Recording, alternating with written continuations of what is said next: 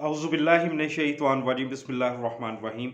मुबीन जाफ़र भट्टी, advocate high court, आपकी खिदमत में हाज़िर हूँ। देखें जी, आज का जो हमारा जो टॉपिक है वो ये है कि जब मुल्क में हमारे कोरोना की सिचुएशन फैली हुई है, बल्कि पूरी दुनिया में ही इस वक्त जो है कोरोना का दौर दौरा है। और उसमें हमारे फ़राइज़ क्या हैं और हुकूमतें जो हैं उनसे हमें क्या तवक्को करनी चाहिए। देखें, आज मैं एक कॉलम अपना लिखा है, कौन कहाँ खड़ा है, मैं आपके साथ वो डिस्कस करूँगा कॉलम। उससे पहले मैं आपको सिर्फ ये बात बताना चाहता हूँ कि अगर हम अपनी कौम के लिए या अपने लोगों के लिए कुछ कर नहीं सकते, तो फिर हमें उनके ऊपर तनकीद करने का भी कोई हक नहीं पहुँचता। और हमें अपने हिस्से की जो शम्मा है वो जलाते रहना चाहिए। अपने एक शेर से आगाज़ करूँगा इस वीडियो का। मेरी ज़ंजीर में या रब वो जज़्बा पैदा कर, मेरी ज़ंजीर में या रब वो जज़्बा पैदा कर, जकड़ कर बेज़मीरों का जो ज़मीर जगा दे। तो कोरोना के हवाले से जो इंटरनेशनल सिचुएशन है पाकिस्तान में और इंडिया में, उसके हवाले से लोग क्या खिदमात सर अंजाम दे रहे हैं, और हमारे मुआशरे में जो हुकूमत है, लोग हैं, जो बड़ी-बड़ी कंपनीज़ हैं, मंशा ग्रुप है और दीगर-दीगर पीएसओ है या दीगर जो और बाकी भी मामलात हैं, वो किस हवाले तक और कहाँ तक लोगों के साथ अपनी खदमत का जज़्बा रखते हैं, यही आज के इस कॉलम का मकसद है। और इसमें एक बहुत मज़ेदार स्टोरी मैं आपके साथ शेयर करूँगा ईरान की, कि वहाँ पे एक शादीशुदा जोड़ा जो है, उसने क्या एक मेयार कायम किया है अपने लोगों के साथ मोहब्बत और उनकी हिफ़ाज़त का और केयर का।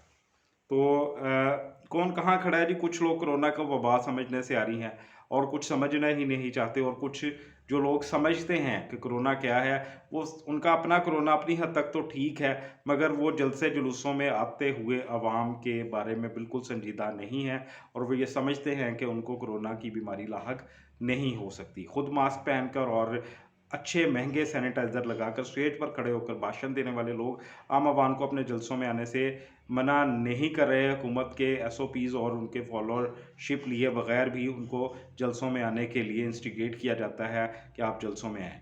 मरीम नवाज़ के अपने दोनों सगे भाई मुल्क से बाहर बैठे हैं, और वो जलसे जुलूसों में आवाम को इकट्ठा करने के लिए सारे पाकिस्तान के लोगों को, मर्दों को अपना भाई कहती नहीं थकती। उसके सगे भाई इंग्लैंड में क़याम पज़ीर हैं। और उसके बाद जी हमारे मुल्क में जो मंशा ग्रुप है, सितारा ग्रुप है, सेठ, आबद, मरी बेवरी और दूसरे लोकल सतह पर इंडस्ट्री और बिज़नेस और बहुत कुछ कारोबार, बहुत बड़े मगर दिल बहुत छोटे।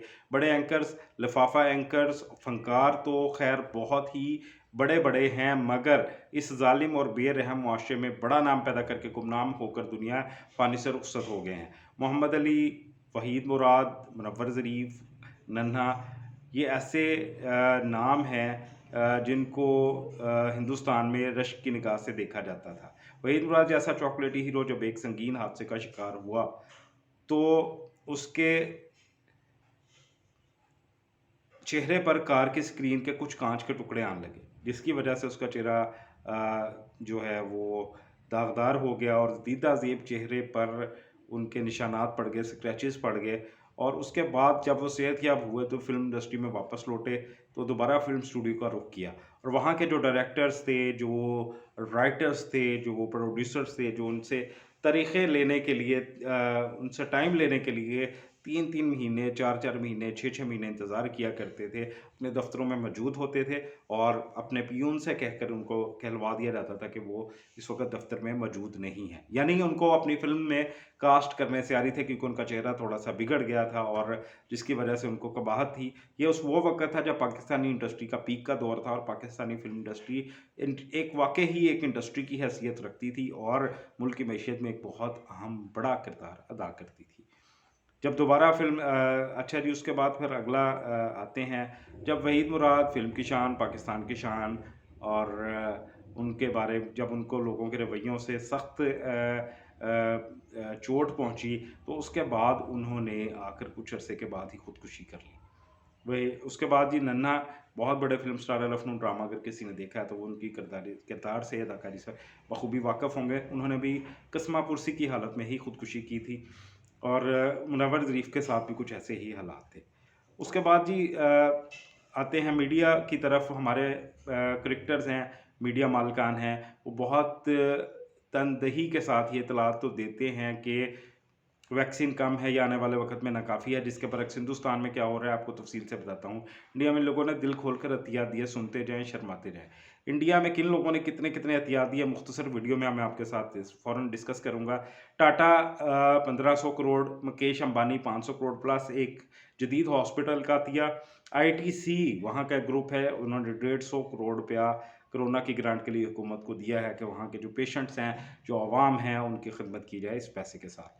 उसके बाद हीरो साइकिल ने 100 करोड़, अनिल अग्रवाल वेदांता ने 100 करोड़, बजाज ग्रुप 100 करोड़, शरदी group 50 crore, BCCI 52 crore, CRPF एक ग्रुप है वहाँ का 33 करोड़, एक मशहूर फनकार Akshay Kumar 25 crore, Sun Pharma Edison की company 25 crore, OLO 20 crore, Paytm एक वहाँ की कंपनी है, उन्होंने ग्रांट किए हैं जी 5 crore plus hand washes, 5 crore और हैंड वॉश उन्होंने किए। आनंद मेहरा 30 करोड़ रुपया, और नदला माइक्रोसॉफ्ट 2 करोड़, अनीता डोंगरे 3 करोड़ ज़ाती हैसियत में, रामचरण 1.5 करोड़, सोमनाथ ट्रस्ट ने 1 करोड़, पवन कल्याण 1 करोड़, हेमा मालिनी 1 करोड़, महेश बाबू 1 करोड़, बालाकृष्णा 80 लाख, सुरेश रैना क्रिकेटर 52 लाख, सनी देओल 50 लाख, सचिन तेंदुलकर 62 लाख,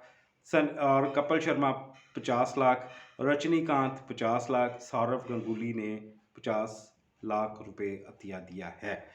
आपके उमरा क्या कर रहे हैं गुरबा के लिए, ये एक लम्हा फ़िक्रिया है।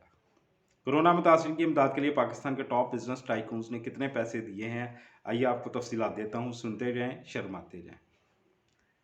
हबीब group 0/0, Bahria group 0, Haier group 0, Hub power company group 0, Nishat group 1 रुपया भी नहीं, Tabba group 0, Fauji group 0, Askari group 0, Sharif group 0, Zardari group 0, Aqeel Karim Dhedhi 0, Arif Naqvi 1 रुपया नहीं, इसाक डार 1 पैसा भी नहीं, आरफ नकवी 0, शाहद खाकान अब्बासी 0, अली जहांगीर सदीकी 0, जहांगीर तरीन 0, अली तरीन 0, अनिल मुसर्रत 0, हुमायूं अख्तर खान 0, नजीब फारून 0, मौलाना तारक जमील व दीगर मौलाना 0, Aftab Siddiqui 0, ARY group 0, Jang group 0, Dawn group 0, Express group 0, superstar cricketers 0/0, TV host अदाकारा मोमबत्ती माफिया वगैरह 0।